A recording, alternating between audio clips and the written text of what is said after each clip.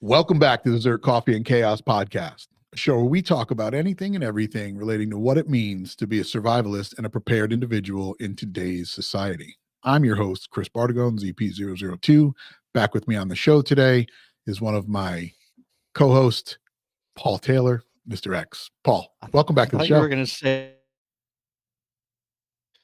come on. Jeez, got me And all you broke excited up there for right a at second. that. You thought I was going to say what? I thought you were going to say one of my favorite people. Paul Well, Taylor, you are one of Mr. my X. favorite people. Come on. Well, you didn't say it. I called you something better. That's true. I called you my co-host. You're my co-host in on this show and in life, Paul. Hey, We Chris. talk a lot. Thanks for having me. Hey, Paul. Thanks for being here. Oh man. Today, you and I, we talk a lot. We talk about a lot. We talk about motorcycles. We talk about guns. We talk about training. We talk about sometimes politics, the whole deal. And you kind of know, where I want to see things expand on the ZERT side. And obviously what I think is doing really, really well. We've got some cool things coming up. If you guys are listening to this show today, if you're listening to it on Apple and Spotify, thank you. If you're wait for the video portion of it and watch it on YouTube, thank you for that also. If you do head over to YouTube, make sure that you like the channel, subscribe to it, click the bell so you get notified when we drop videos like this, and then like other videos explaining what kind of benefits ZERT members get. But we have some cool things coming up in November. We are heading back out to Oklahoma for Project Spectre. If you want to know about that, well, maybe you should join. Maybe you'll find out.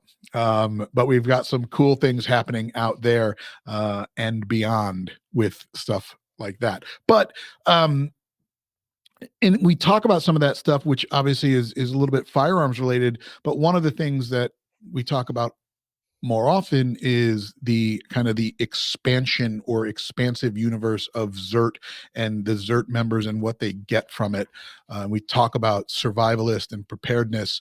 And I think there's something that is really, really important when we start to talk about a shit hits the fan situation. And I think there's a lot of people that are not being honest with themselves when it comes to this. Everybody thinks that when the shit hits the fan, they're just going to pull out their iPhone, their Android, their BlackBerry, their flip phone, whatever they've got, and it's going to be a tool that they can utilize. Because let's face it, there are places that I've never traveled, even in my town, and nothing made that more clear over the last couple of days when we had this severe flooding up here and roads, everyday roads that I travel were shut off and I couldn't get places and I had to use alternate routes. Now, when you're in your car and you've got your phone or you've got your little big navigation screen, you can easily punch in an address or pull up a map and you can navigate via your GPS. But there's times when you don't have that. And land navigation and and traveling via map and compass are skill sets that are probably lost based on technology. Would you say that that's pretty accurate? Yeah, absolutely. I get to the point sometimes where I kind of, I don't want to say lose track, but you kind of, maybe the correct phrase is like you're not paying attention. You just let the world go by, and it's funny sometimes because I don't know. I mean, I do know how old you are because we're close to the same age and we have a lot in common. And but I remember back in the day before cell phones, I'd take trips and I worked for a machine shop for a while, and I'd have to like travel to Philadelphia, inner city Philadelphia or Pittsburgh to go to deliver parts or pick up parts. And Right. man, I'm traversing inner city Philadelphia with a map right beside me. Wow. Taking wrong turns in areas that I'm just like, where the heck am I? But you learn real quick how to use a map and, Yes. how to follow streets and, urban,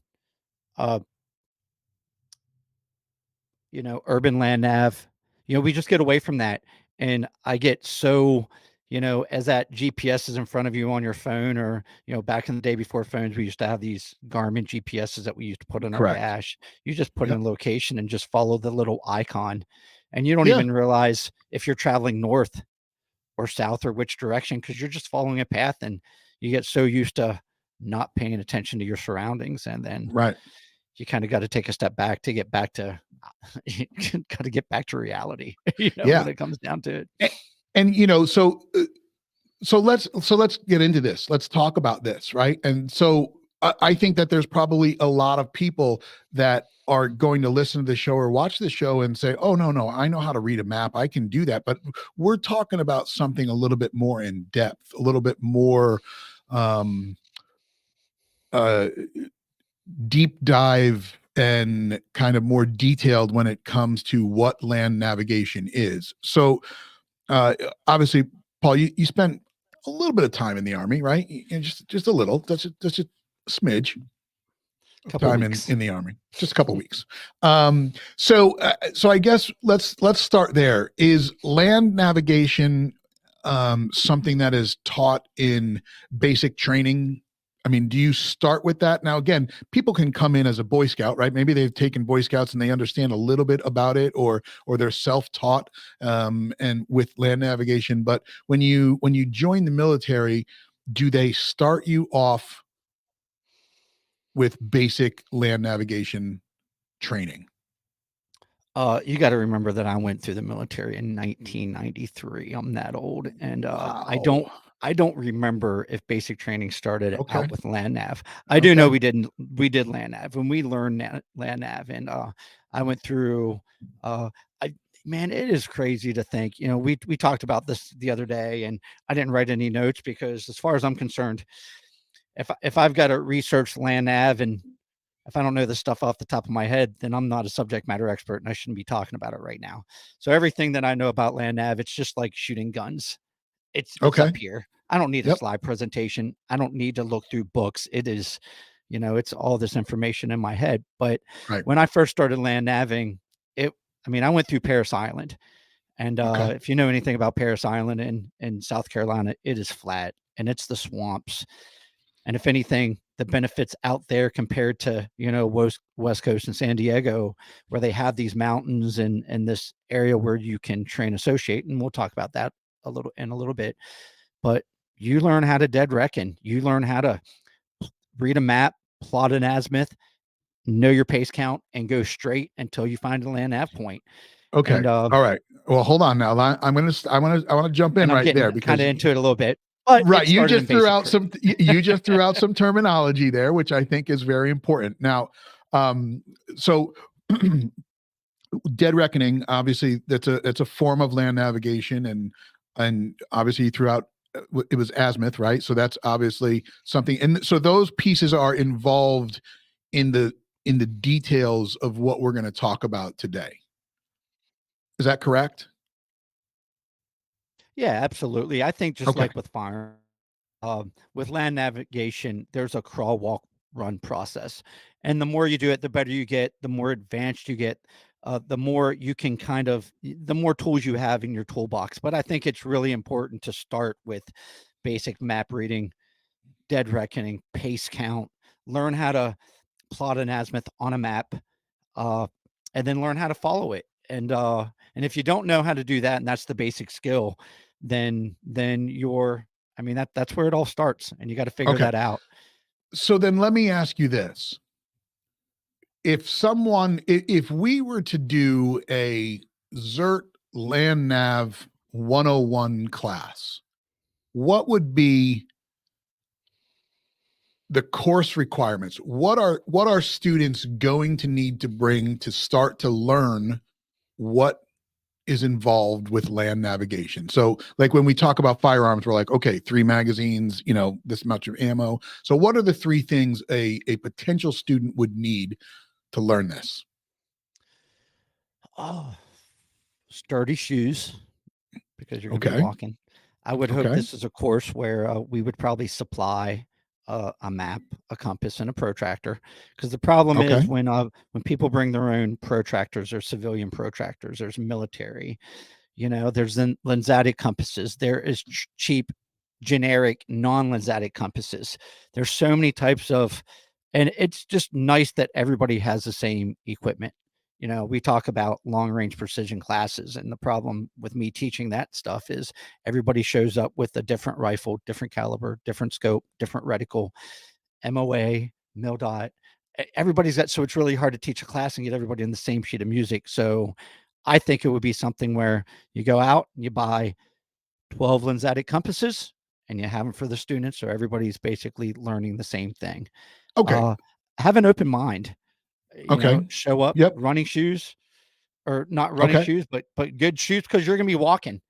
So okay, so then let me ask you this. So okay, we put on a class, we tell students, and again, this is all just hypothetical. It's what I'm trying to do is give Yeah, people an people are going to understanding be what ready they to sign up what for what this they class they after might, this. and they might be, and that's awesome. So a student would need, obviously, to wear the proper attire. They would need to, short of supplying it, the students would need a map of a specific area, a compass, a lensatic compass, a protractor, some kind of writing utensil. I'm sure some kind of marking instrument, whether it's a marker or a pen or a pencil. Right? They'll need something like that.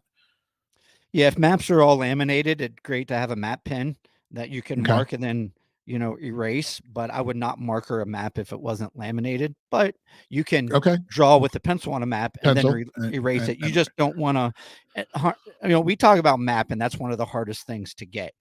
And most Well, people don't realize that sure. they have mapped every grid of the United States, So let me ask you in this: a how many MGRS grids map. are there? How many Uh, grids are there in the United States? Probably ask Jamie that. I'm not that smart. Okay. All right. All right. So, Yeah, hey, like I listen, said, I didn't do any research. that's fine. That's fine. So that's a question to the audience right now. If you are aware of that, and if something and land nav is something that you have done before, put that in the comments below. How many grids are there in the United States? I did do a little bit of research on this prior to this, and I believe there are 61, but I could be completely wrong. Um, from what I gathered. Now, and again, fact check me in the comments, please do that.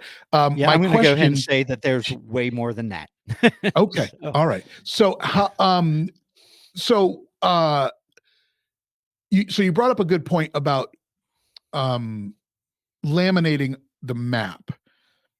When you were in the military and you had to utilize this land nav in a mission or during your work, you were provided a map section for the area that you were going to be in. Is that accurate?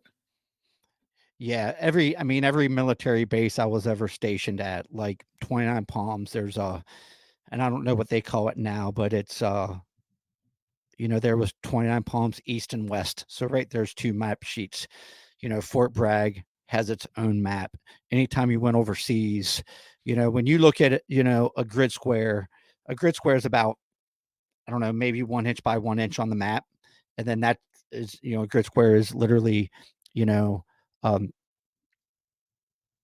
gosh, maybe I should have researched this. 1,000 meters by, uh, you know, 1,000 meters by 1,000 meters. So when you think about all this stuff, and that's one, S2 or S shops in the military, the intel, anytime we deploy anywhere, the very first thing that they do is start putting map sheets out, so they will literally print these maps in the AO that you're working in. And these are huge maps. I mean, huge. And then they would laminate them, and then they would, whether depending on the size of the unit that you would work in, two-man sniper team, you got two maps, a ranger squad, probably the squad leader and alpha team leader probably have a map, so on and so on. But it got to a point where you didn't need to take this entire map overseas. You would just take Right. like a smaller map of the area that you're working with the grid squares that pertain to you. Now, if you're working in a larger area, of course, that's a larger map. And, if you So travel by vehicle and so on and so on. okay, so for the people that are listening, we're telling them, obviously, if this was a class, you'd either be provided a map. Now obviously that would be based on where the class was taken, right? So if we were doing the class in a 100-acre forest and we had to do land navigation, we would have a map, which would be the intel that we would do before. We would have a aerial map with topography that is then laminated and given to the students, or because I know that you said that that was the most challenging thing, was getting the actual map that you need to work from. Yeah, there's companies out there. And the crazy thing is, depending on where you're working, you might have 4 maps. Because if you're working at like the upper left hand corner of a map, that might go into the map that is, to the left or to the west and to the north and to the east. So, the thing about these Okay. civilian maps, when you're in the military, they can kind of focus on exactly where you are, but civilian maps, it's a, there's map sheets, and those map sheets correspond to each other. I worked a job out in Las Vegas before I worked for ZERT, and actually, whenever I started working for ZERT, me and Mr. Blue went out and we attempted to set up a land nav course. We went out in the desert and looked at areas and to do this, and it never kind of progressed, but we started researching all this stuff, and we ended up getting maps of, the surrounding areas of Las Vegas. So, and I can find out those websites, but you got to look at the maps out there. Are they MGRS? Are they lat long? And lat long is a lot more difficult to land nav off of, but it's definitely doable. And that's what that's what they use. That's what probably Jamie uses anytime he's on a boat. Right. But MGRS is easy because it's a military grid reference system. It's easy because you got a protractor that it's, I mean, you mark your point, 8-digit grid, you mark where you're going, you strike a line, you put your protractor on there, and then there's a there's an offset depending on how far you're away from, I think it's the equator, if I'm not mistaken, which is like plus or minus however many degrees, depending on if you're above the equator or below. But the map tells you what that number is, and you add or subtract, and then you follow that azimuth to wherever you're going if you're dead Okay. reckoning. So, all right. So you just brought those two terminologies back to the table. So let's break that down. So I guess the best way is, how many types of land navigation are there? The main two I would probably say is dead reckoning and terrain association. Okay. So, and So dead let's go reckoning into is you go in a straight line, okay. which isn't always good. So, Well, I mean, it's probably not always possible either, correct? exactly. But it's not Right. always bad. Okay. So dead reckoning and terrain association. Yes. Yes. What's the benefit of dead reckoning versus terrain association? I would say dead reckoning is sometimes when you do a land nav course, man, they put an ammo can or a box or an item at an exact point. So you literally have to walk to a camouflage ammo can on the ground that you need to walk exactly to, or you ain't never going to find this thing because it is a point. So when you dead reckon, you literally shoot an azimuth on your compass, and you put that sucker up to your head, and you will shoot an azimuth to a tree, and you will walk to that tree keeping a pace count. So once you are finished, whichever much distance it is to that land at point, and it could be 200 yards, it could be 2 clicks, and you keep your pace count. And once you stop, you should be in the vicinity of that point. And then you use techniques like a clover leaf recon if you're not standing right there, and you basically recon around until you find that point. So you need to be dead reckoning. You need to be dead on, trying to be as accurate as possible. And that's one of the benefits of. Now, there's always a combination of both of them. And after you learn to train associate to a fixed point that is close to that land nav box, like an intersection, or maybe the northern point of a lake, or maybe a valley, or where 2 streams, and then from there, instead of dead reckoning for 2.5 clicks, now I only dead reckon for 200 meters from that known point. So now I'm more Right.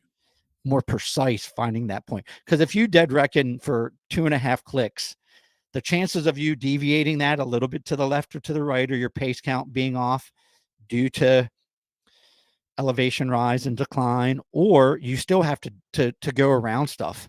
You can't dead reckon through a lake, so you would have to Right. use something called a 90-degree offset to offset around this thing, which is another technique that we practice.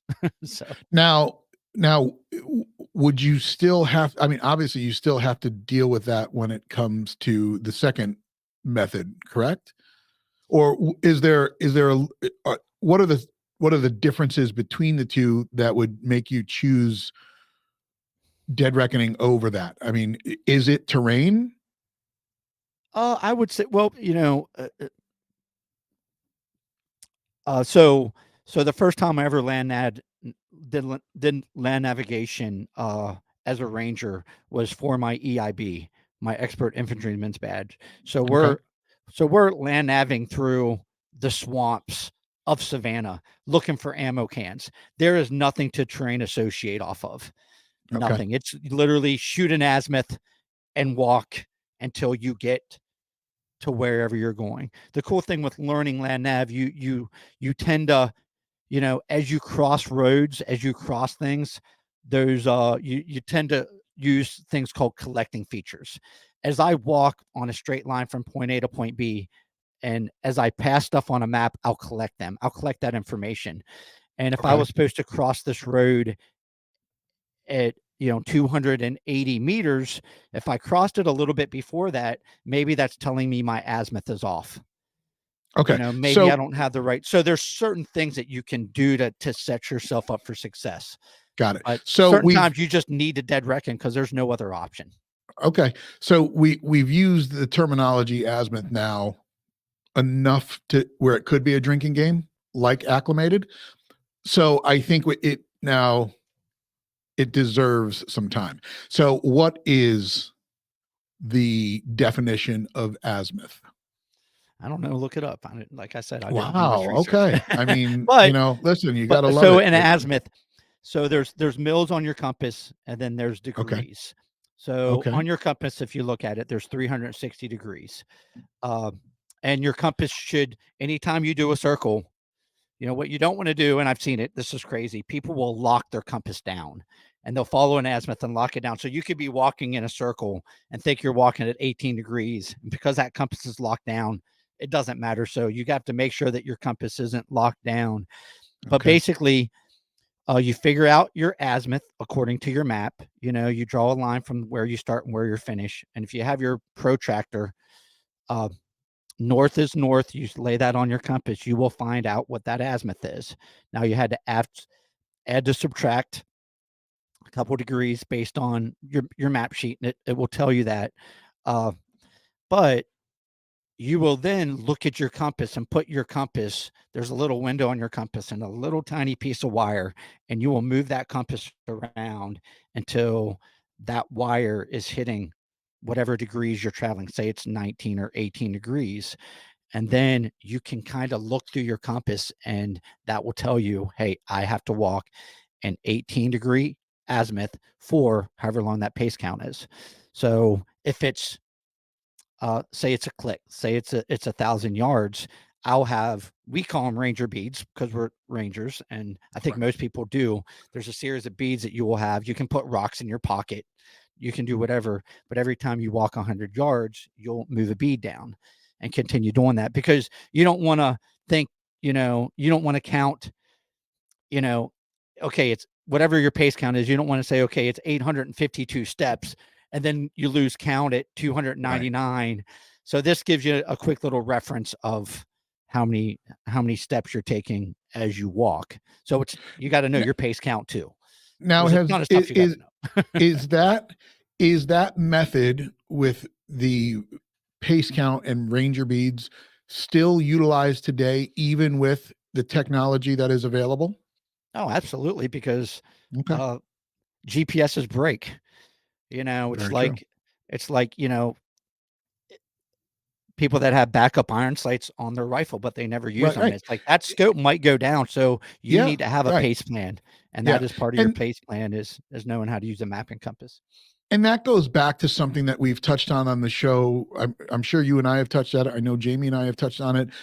Having the skill versus the gear, right? Like it's great to have gear, but having the skill to do this without it is just as important as being able to start fire without a lighter or lighter fluid or something. So um okay, so pace count, for those that are curious, is it as basic as it sounds? Like you are just counting your pace of movement?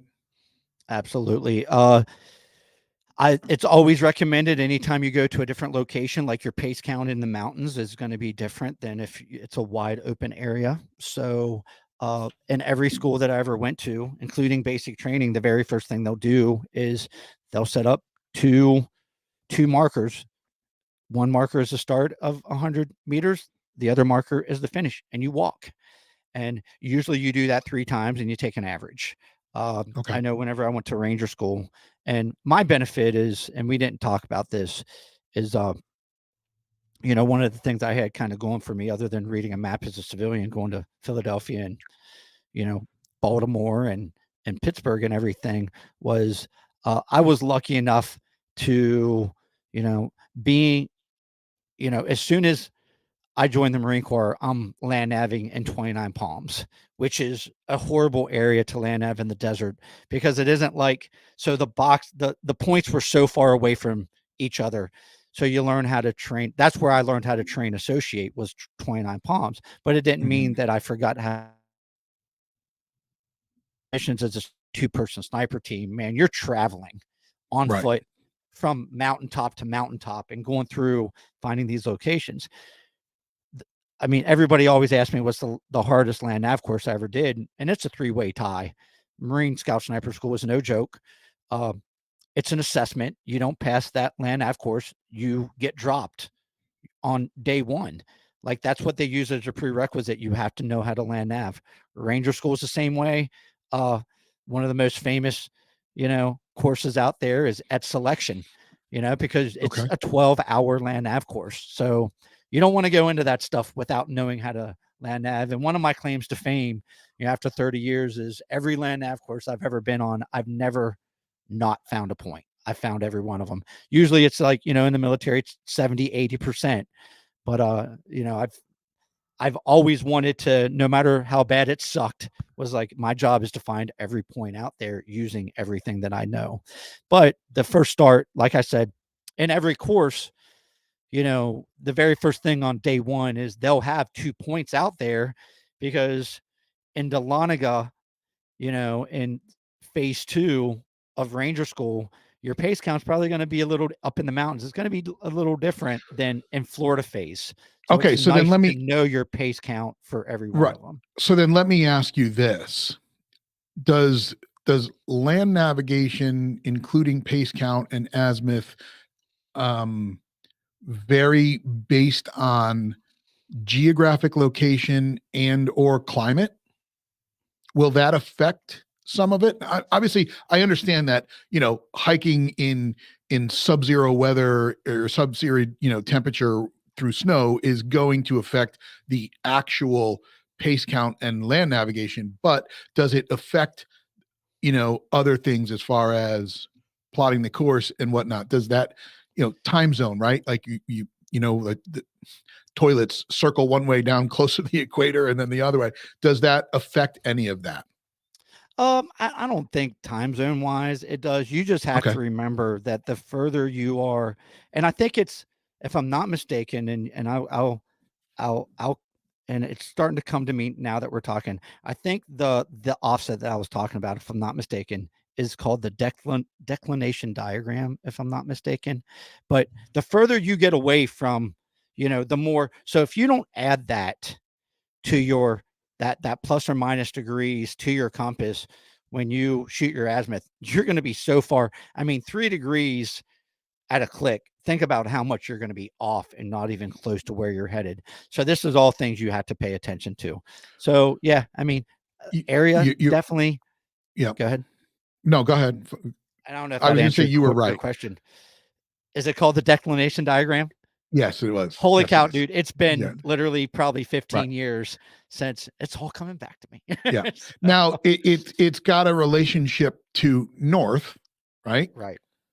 But I know this is going to be kind of one of those gimme questions, but I how many different norths are there, and why does There's that a true matter? north. There's a true north, and then there's a I forget. There's three different norths, if I'm not mistaken. If you're sitting there researching that, I would am I never do that, correct? Paul. There are. Is there three You are norths? correct. And There's one's three true north. There's a north. One's true go north, ahead. grid north, and magnetic north. There you go. And the thing is about a map. The problem with a map is because a map is flat and on paper. Correct. And when they lay this out, the lines, they can't lay this out so the lines are. So if you look at a globe, when you look at the North Pole and the South Pole, all the grid lines verge to the same point. So they get skinnier as they Yes. go up. You can't depict that of these degrees. And if you look at the lines on a globe that come up from the equator, north and south, they all run parallel to each other. Right. So east and west is pretty easy, but north and south, that's why it comes off of, and it depends on how far you are away from the equator, is Got it. is how far you're off from converting that azimuth from to magnetic north. Okay. We are experiencing a slight tech issue here. You do keep coming in a little choppy, so some of that stuff is being missed. So for those of you that are listening, and I don't know if it's happening in the audio or just the video section, so I do apologize about some of that. But I hope that you're picking up what Paul is putting down here when it comes to obviously the different types of north and the map section of what we were just talking about. Um, I so can't believe I you went. remember declination diagram. Hey That's man, you pretty did great. crazy. So let me go back to something you said about the compass. You were talking about degrees, and there was one other unit of measurement that you mentioned on the compass. All right, you just chopped up. I'm assuming you said degrees and mils. Well, no, I said you mentioned a degree of measurement on the compass, and um as degrees, and then you said there was something else. Now, what the question that I wanted to ask is, what is the language that needs to be spoken when it comes to land navigation? So, and what I mean by that is when we talk about optics and we talk about long range magnified optics, there's minute of angle or mil radians, right? So there's two different ways that somebody can look at this. Is it more uniformed when it comes to land navigation? So obviously we've talked about um uh well, as far as measurement, we talked about meters, right? Meters versus miles. Is that it's meters when you start determining distance when it comes to this, correct? Yeah, absolutely. I don't think I've ever said anything like referenced miles ever in the military. As a civilian, and the crazy thing is I think this is the only country that talks about this. So when you go Yeah. overseas, and a click, is 1,000 meters, but everything, your pace count, your grid squares on a map, everything is definitely based on meters. So Okay. So meters, and mills, are mills used in land navigation? no, it's primarily degrees. The only time we really use Degrees. mils, and it's nice to know them, is and I might be wrong, I have to think about it, but the primary time we use mils, of course, as a sniper, Correct. mil Yep. dots and everything. But when we call for fire, everything, when you make an adjustment, when you call for fire, everything is based off of mils. Okay. So, Okay. so, uh, so, which is crazy because the two, one of the things we did is, as Marine snipers was call in calling fire. One of the coolest things I did as a Marine, because I never deployed, is in 29 Palms, we called in naval gunfire. If you can Okay. imagine that, Yeah. naval guns out in the Pacific, they Right. shot rounds and landed in. That's wild. Now, just to be clear, you never deployed Yeah. as a So you Marine. want to so you want to make sure that all your stuff is right when you're calling in naval gunfire because you don't want Gotcha. them to Okay. hit you. And I think we No, just got disconnected there for a second, but you never deployed as a Marine is what you meant there, correct? well, no combat deployments. I deployed, Huh. but Germany No, training and got it. Okinawa and Guam and everything. Okay. But yeah, the war hadn't started yet, and I just Got missed it. Desert Storm. So, Okay. So looking shucks. at a map, is the obviously the map's not black and white, right? So there's colors involved. Yeah, don't even ask me what all the colors are because there's a Okay. ton All of them, right. and All you're right. probably looking at it right now, and I could No, probably I would take a never do wild guess. that. Go ahead. Take a But wild guess. What does I know black indicate? man-made features like roads and stuff, structures, buildings. Look at that. It's almost like you have this stuff memorized. How about red You got to or remember. red or You have to brown? remember. I mean, so to make a reference as a Marine sniper, there was two guys on the team. You don't get to take a break. Both of you guys had to constantly read maps. As a Ranger, I was Alpha team first squad, meaning I was point man. Yeah. So I was lead nav. As an Yeah. 18 Charlie in Special Forces, I'm clearing IDs. I'm up front. I'm lead nav. So I navigated Right. my entire career. Like it's almost Red like you're an expert. brown. Yeah. Darn, you should have said red brown. Let's go back to that. So the reason why it's red and red brown is back in the day, uh, all we had was red lens flashlights. So you can't see red under a red lens flashlight. So red brown, you could see it because you didn't want to give your position away.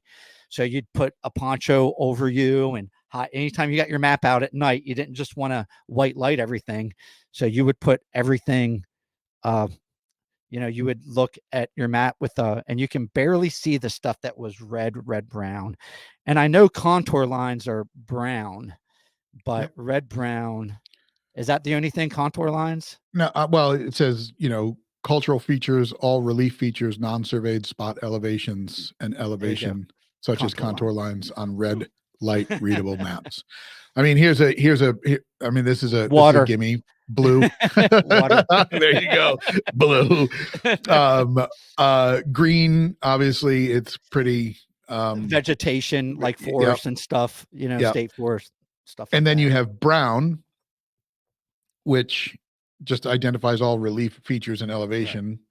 Right. And then red, which is, I mean, it's kind of very similar, but such as populated areas, main roads, right. Boundaries, but that's on older maps.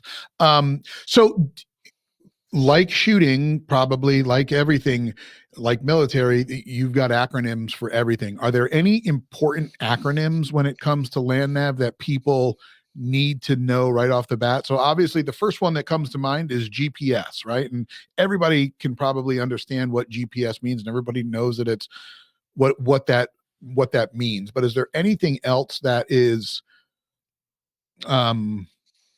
probably important for somebody getting into land nav?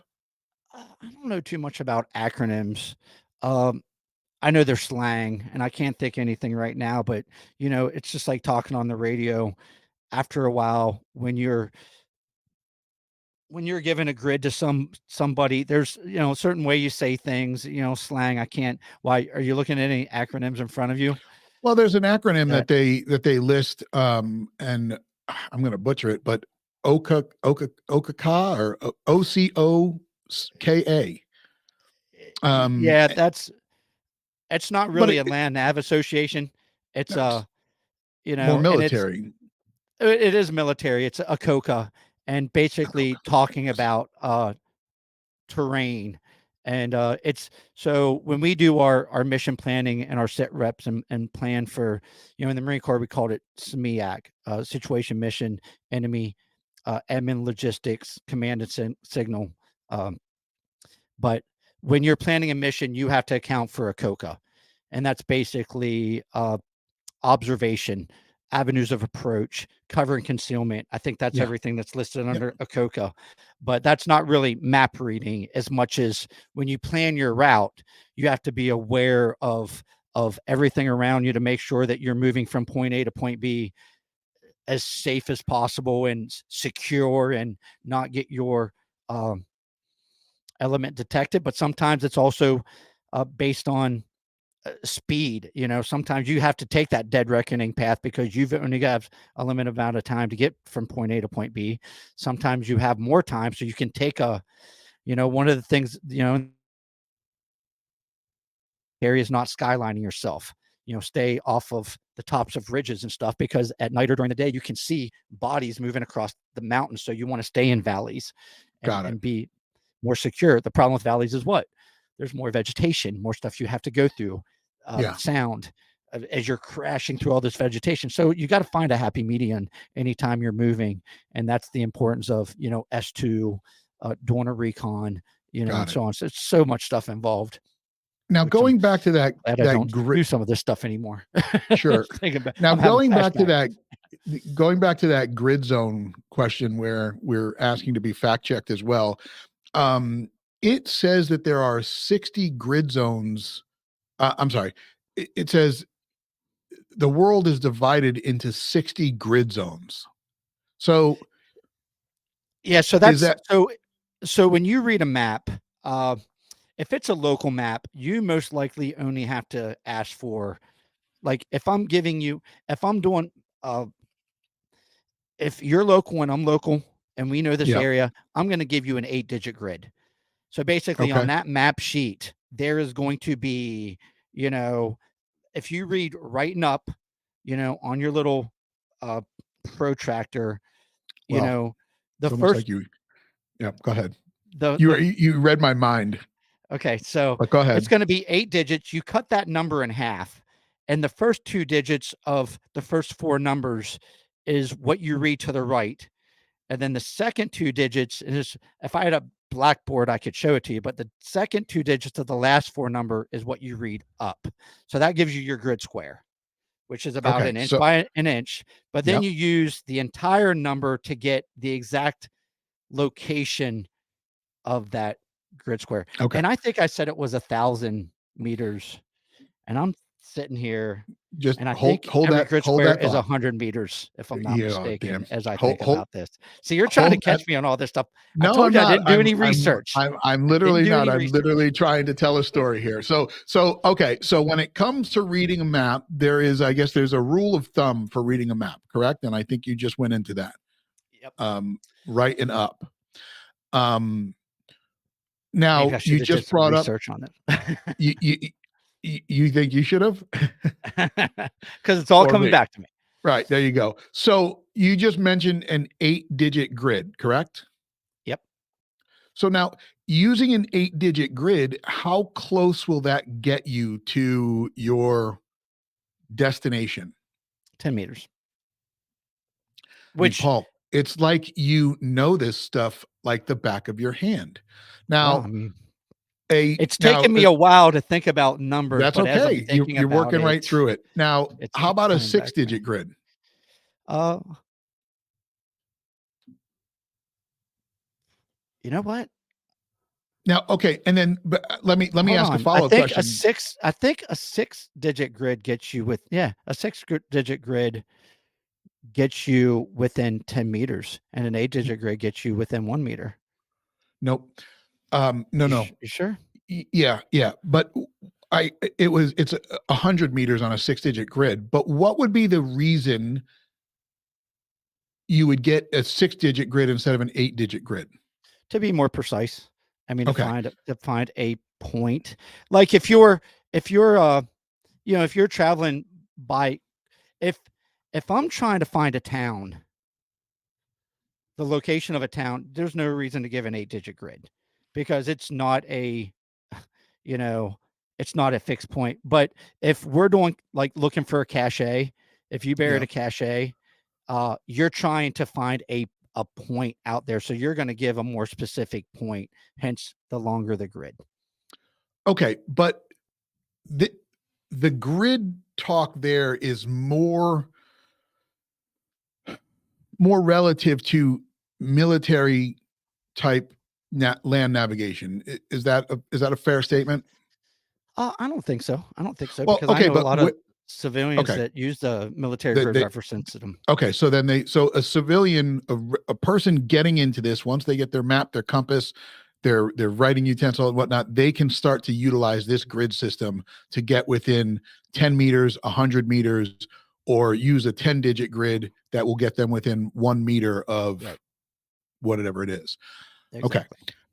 Um, Now you're going to have to go out and acquire a map, and have the right map and have the right. right.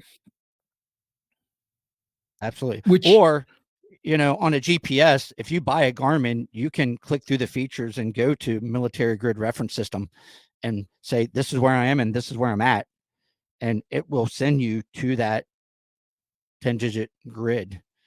So you okay. don't really need to have a map, but it's nice to have a map to see, check Okay. out the terrain So, and contour lines. one, I want to throw in another question here that's not next, but can, how do longitude and latitude play into this land navigation piece here? So lat long lines are a lot more further apart from each other on a map. So when you look at lat long, is everything is in, it's not in meters, it's not in grid squares, everything is in degrees. So in order to, and we did not land nav off of lat long. We learned how to do it. And the sole purpose, the reason why we learned how to do it is if we ever was in an E&E corridor where we had to evade and, like get out of Dodge because we messed up and we got caught and we had to break contact. And if for some reason we got a hold of a map that wasn't one of our maps and it had lat long, you had to know how to be able to navigate off lat long. And basically at that point, you're drawing in lines of almost every degree and making them into grid squares to be able to navigate off of that. So you're basically making a protractor to do that. But it got to a point where we didn't even have to worry about doing that as much because you learn how to train associate. So basically, when you're reading a map and traveling by Right. car, you're train associating. Okay. You're not going in a straight line through mountains. You're Right. following roads going around stuff, and that's the equivalent of train association. Got it. Okay. So can any of this type of navigation be done without a compass? Oh yeah, absolutely. I mean, because you lose your compass, you might break your compass. Okay. As long as, if I have a map in my hand, I don't have to look down at my compass all the time. I try to, as you're train associating, if the sun comes up in the east and sets in the west, you can navigate off the sun just by orienting your map and making sure that your map is oriented in a direction. If that sun is right above you and you're following a creek and that creek, that I'm following the Potomac River or whatever river's close to you and that river's flowing west, you have a basic idea of navigating off that river and navigating, to the east or to the west. There's a technique that we use where if that sun is right above you, you could place a stick in the ground. And as that sun traverses over your head, well, the sun doesn't move, we do. But as the Right. sun, moves, it's going to cast a shadow. And that shadow, you can use that shadow to basically show you which way north is. There's and once you know which way north is, then you can orient your map in the right direction and go, okay, I need to continue following west if you become disoriented. So there's plenty of Now, things. And the cool thing is we all, even compasses, we have backup compasses. We used to have a little watch compass, on our yep, watch. And yep, then yep. we're referencing that if we're not train associating beer drinking game. If you are, or no, if you're not dead reckoning and you are train associating, I would never get my compass out because you didn't need to. I would Right. just need to, reference which way north was every now and Yep. then continue along my path. Hopefully, we So get a can, chance to talk about train association a little bit. So well, before you we know run what? out We of may time. not. Well, we may not. But here's the cool thing about this: there's probably going to be another two parts to this episode, right? What? So we're talking about land navigation. We might have to bring in the expert for water navigation. So, Yeah. Who's that? I Who would mean, that be? well, I mean, come on, we all know it's the senior chief. Mr. Y? Who the hell No, knows how to do no, water Mr. Y, he's navigation?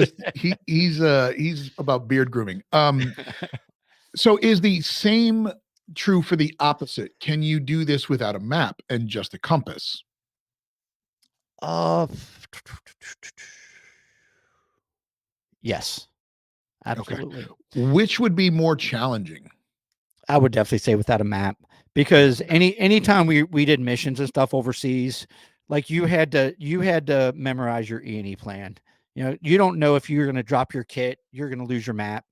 So I was talking earlier about limiting features and collecting features. Basically, your E&E corridor might be, I'm going to travel east until I hit the Euphrates River. And then once I do that, then I'm going to travel south until I hit, this town. And then I have my blood shit that I got to give to a local person and contact the local military authorities. So can I navigate out in the middle of nowhere without a map? Absolutely. But part of that is before you go out on a mission, and this is stuff that we would do, and I'm not going to sit here. There's there's plenty of units out there that did not do the proper E&E planning.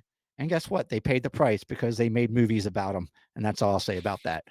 But we would make terrain models. If we had an AO, we would sit there and make a terrain model, which is basically a model of the earth with the grid squares and everything, towns, mountains, roadways, rivers, lakes. We would have everything on there. So before we go out on a mission, we would sit there and study that terrain model. So as you're going through your route, the biggest mountains are to your left.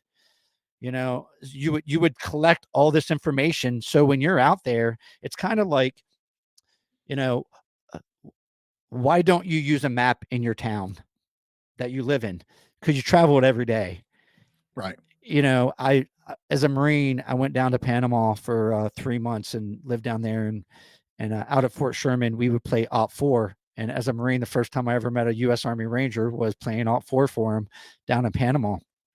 And we were guerrilla forces.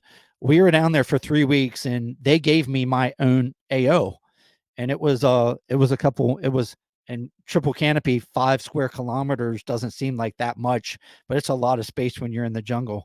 And my AO was Pavon Hill. And every day we would go out and just walk around Pavon Hill. So by the time the Rangers came down, I could traverse that entire area without a map. And it was like I lived there. So we didn't Yeah. have maps on. It's just because you learn how to Yeah. You navigate learn how to do based it. Right. on everything Right. that you see, just like driving Yep. around your town or walking through the woods in your backyard. If you have Yeah. what, you just learn the area. Yeah. And that's what I recommend everybody does, in the area that they live. Get out Sure. there And and here's walk. the other thing, I talked about having to kind of redirect the other day when I was trying to get from one town to the other. And I remember I I pulled up the map. I pulled up my phone and I pulled up and I did put in a destination, right? So I mean, is that a form of an azimuth?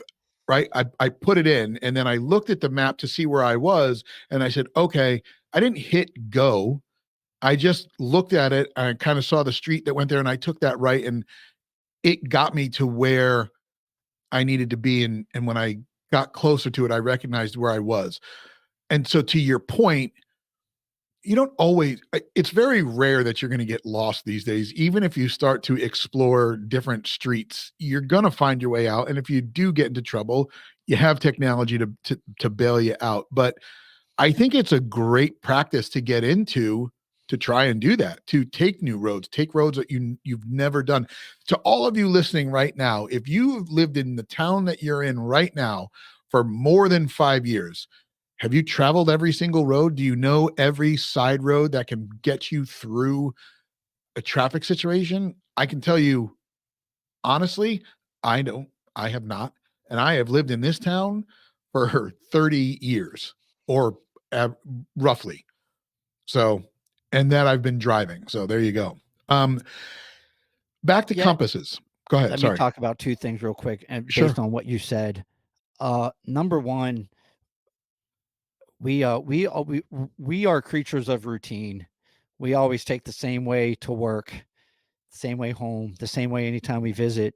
And I recommend just taking, man, if you take the same way, you don't get to check out alternate routes. Man, there's Yep. beautiful country out there. And anytime I leave my house and I go somewhere, the military's taught me never take the same route to there. Just, as you do, return in case somebody's following me and this and that. Well, this is just Right. stuff I still practice.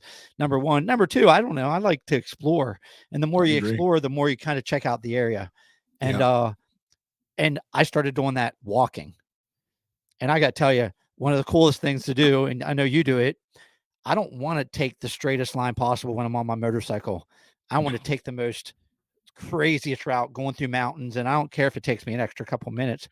And the coolest thing Agreed. about having a dual sport is you can't imagine how many times I ride by a gravel road or a dirt road, and I'm just like, where does that go? And I take Yeah. it. And when I Yep. take it, I'll come to a stop and I'm like, man, I have no idea where I'm at. But I'm not lost. I might be a little bit No. disorientated, and I might bring up my phone and it might say not tracking any satellites. But I look around, I was like, well, I know where I came from. I'd have a pretty good idea which ways east and west. Right. It's not going to take me a minute before I'm back on a road Yep. traveling. I'm going to recognize something.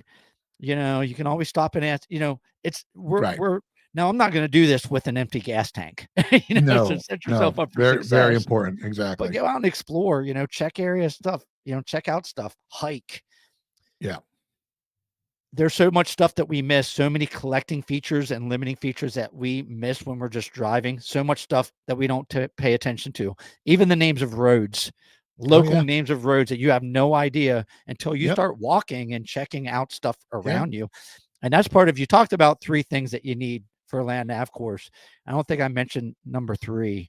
I think there's a little bit of fitness involved. You got to be I fit, agree. Yep. so get out, I went through this phase of just sitting on the couch and feeling sorry for myself. But now that I'm being more active, you know, and you talk about putting a day pack on and this and that, but part of going through terrain is you don't want to be out there and get stuck somewhere overnight, not have the right gear, have no idea where you're at, and then you they got to come out looking for your rescue party and so on and so on. So Right. yeah, gives you another reason to kind of take care of yourself and get into shape, because I don't even think you need a reason, but for land No. nav, No. you You should did. definitely be a certain Yeah. kind of fit. Yeah. And again, we've talked about it. We've referenced it a couple of times.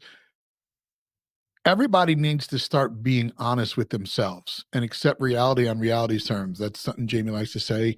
I've gotten used to bringing that in.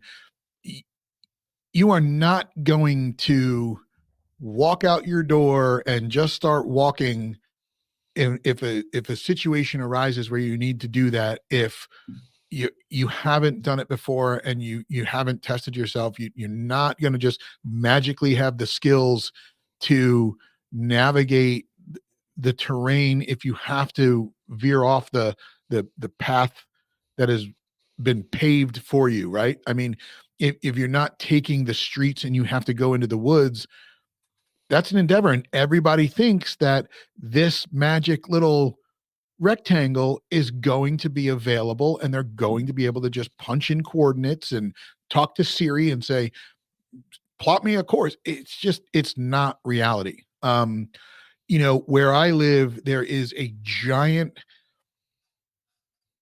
wooded area behind a big forest that is not developed, and it's owned by the rock quarry. So it's just raw land. It is something that I want to eventually walk back into and see if I can get lost, find my way back, figure out where I'm going, figure out. And I mean, it's going to be a fun test for me. And we're getting to the time of year where it's the right weather for me as well. I like this kind of cool weather, but that's the other thing to be, you got to be cognizant of what you're walking in as far as terrain and weather. Doing this when it's 70 degrees and sunny, sure. Doing this in 15 degrees and snowing, good luck. Hey, that's Um, why you train outside in all weather conditions. I preach it. I preach it, but everybody likes, I don't know, they want to do land nav in a nice air conditioned range. And, in a in a I in a mean, wait, virtual what am I talking about reality. here? Right, Yeah. right. Oh, dude, that Hey, would be pretty cool. land but, nav in a but VR. Yeah, you brought up a point earlier. I'm going to hit on it real quick. sure. It surprises me the number of, and it's not one, it's several people out there that have walked the Appalachian Trail. Yep. So they're used to looking at a map. They probably don't know their pace count, but they have a pretty good idea how long they're traveling to the next point, in this. But the number of people that have stepped off the Appalachian Trail to use the bathroom and then they get lost. You're Yeah, just stepping off that Appalachian Trail. And yeah, there's a number of people that have got lost, didn't find the trail, and died. yeah, And yeah, these are people that are in shape. They have a map, but it's knowing how to use it. They have a cell phone, but guess what? Their cell phone doesn't have service. So they yep. can't. And some of these people they have found that are just a couple hundred yards when they found them dead, and their Oh tent yeah, months later, yep, they're just a couple hundred yards away from the trail. yeah. So, I think and we that's a talked about skill that too. set Yeah, that just, when you think about the pros and cons and everything, it's important, So when you're having either limited, and I'm not trying to degrade these people and anything, but more skill sets than you think you need, right. and part of that isn't just knowing how to read a map or a compass, but that knowledge to, if I do happen to get disoriented, I don't think we're ever lost. A grown man, I don't think should ever ask for directions. We might be disoriented, Right. but we can find our way back. It's Yeah. now if you put me out in the ocean in the middle of nowhere, I might have a problem. But like we said, the sun sets in the east and or sets in the west and rises in the east. I There know you if go. I'm in the Yeah. Atlantic, I'm heading freaking west. Right. Exactly. And like you Yeah. said, Jamie could probably talk about that. It's a little bit more. I couldn't even. We talked about scuba diving the other day on one of our phone calls. Navigating while underwater blows my mind, but Oh yeah. I guarantee you, it's dead reckoning. It's Yeah. all dead reckoning, and they got a little compass, and they know their time and how fast they travel, and it takes me this long to get from point. I'm not even going to dive into that Yeah. No. because he No. can talk about that more. Yeah. Yeah, and he was pissed because apparently he was just hammered while listening to the acclimated episode because we made it a drinking Oh, game and we said drink every time we say the word acclimated, and he was and smashed. he So did it. yeah, yeah, he did it. Just Hey, kidding. I don't think he did it. bless his So heart. just to as we wrap this up, and I know we can sit here, like you said, we can talk about this for 8 hours, but that just means we've got another great episode planned for next time as we do Land Nav Part 2. But just to wrap it up, when you said um, grid system, is that the only way? Like, when we talk about grid system, for me, South Florida was a grid system style. There was only north and west, east, and like there was only northwest, north, south, east, and west, right? Like traveling in South Florida, it's a grid system. You know that you can only go north. There is no northwest roads like here where you can just kind of navigate this way and the other way. Is that's not what we're talking about when we talk grid system in this type of land nav, or is it similar? If you go in your Garmin, you can pick. I think there's like 100 choices that you can pick from, and MGRS, Military Grid Reference System, is one of them. There's just so Okay. many out there. So yeah, we're not talking about. Uh, it's on a map. There's literally grid squares, Yeah. and it's Okay. and that's what we're referencing is those Okay.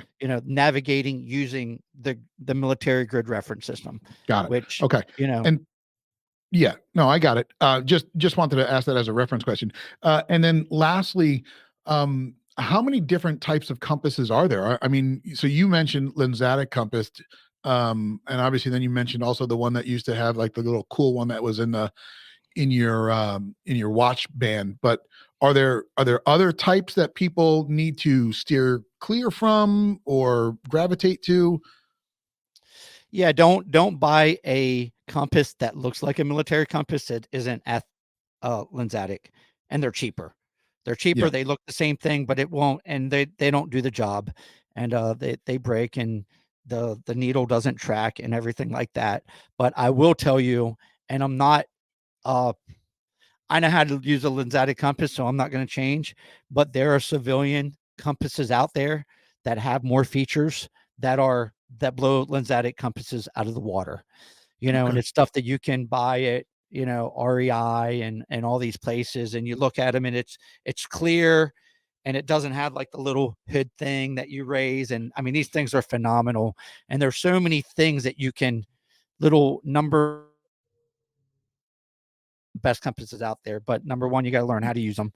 And to Yeah. me, if it ain't broke, don't fix it. I know how to use a lensatic compass, so that's what I'm Right. going to use. Okay.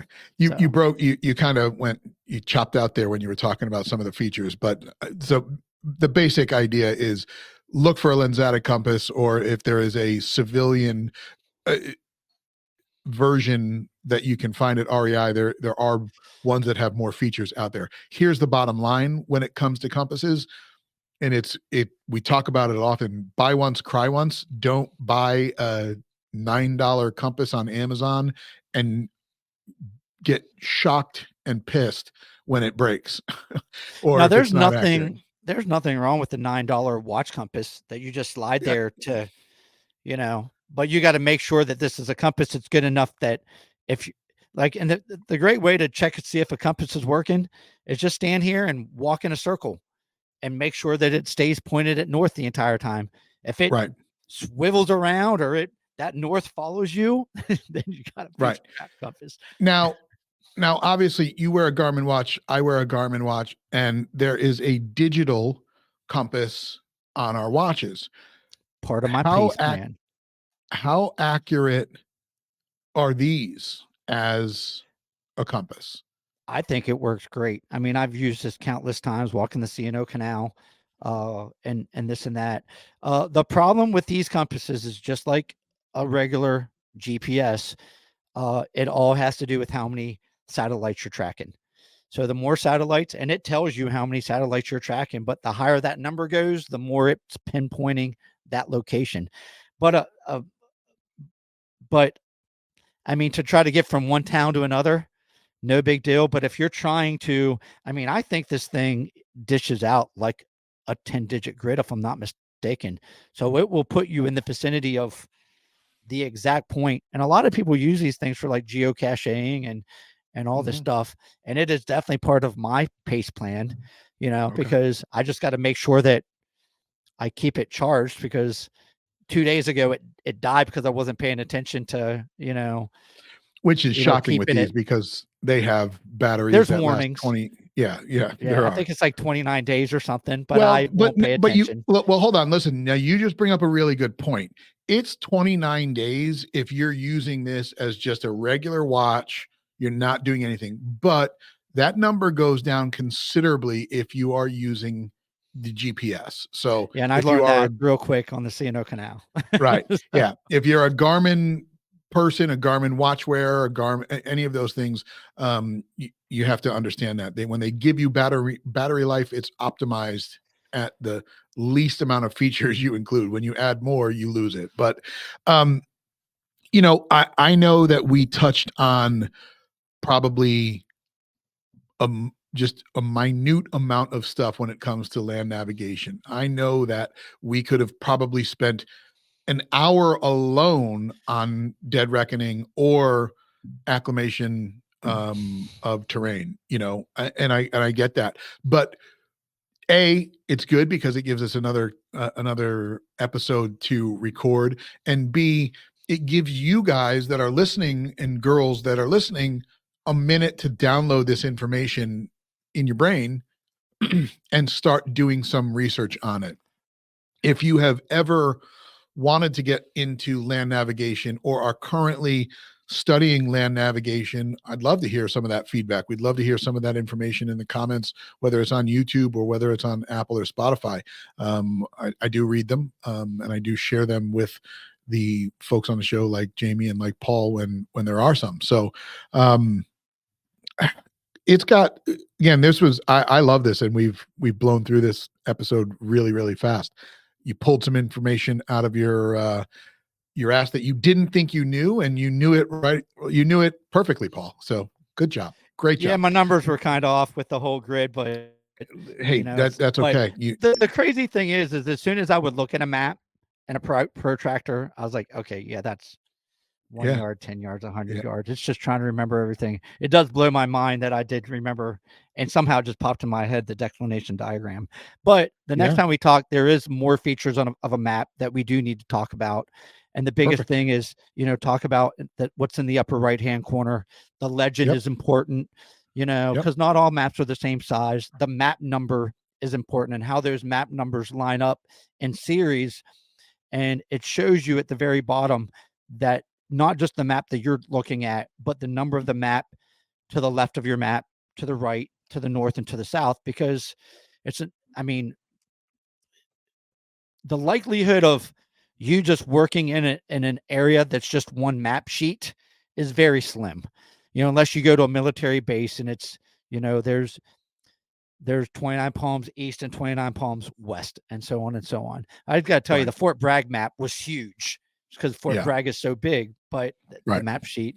But we would get a map and just cut out the section of the area that we need, and then cut out the legend and put that on there because there's important features in the legend. right But right yeah, there's all kinds of. I could, you could teach somebody. You could have a week-long map class and still not teach everybody everything. You know, yeah the stuff that no I've learned, even when I went through the Q course, they still taught me some stuff. I was like, okay, haven't really done that technique before, but like I said, it's all tools in your toolbox. So and the yeah more tools you awesome have, the better. Awesome. All right, folks. Well, that wraps up today's episode. So thank you for spending some of your time listening to this show or watching the show, however you choose to absorb the knowledge from this podcast. I know that I appreciate it. I know that Paul appreciates it, and Jamie does as well. And I always like to close this with you guys stay safe out there, and we'll talk to you soon. Paul? Yeah, the only thing that I really haven't brought up yet is I think as we teach the next generation, there's certain things that are lost going from generation to generation. And man, land nav is fun. And Yeah. it's not that hard to go and set up a little land nav course, and it's kind of like an Easter egg hunt and get your kids involved and go out there and get a compass and a map or just use a GPS and let them figure out what their pace count is. And kids are easily distracted, but if you put that phone away for a little bit and get them outdoors and get them in these national parks and teach them these skill sets that have been lost, and they're going to go out and have fun. They're going to learn something, and maybe it's something that they might use, and you're going to gain experience, and it's all about that family time. But yeah, Awesome. go out there and have a great Good job. time And learn something. and learn something. Okay, folks. Until next time, ZP002 out. XPO 311 Delta out. Later. I say that pretty quick.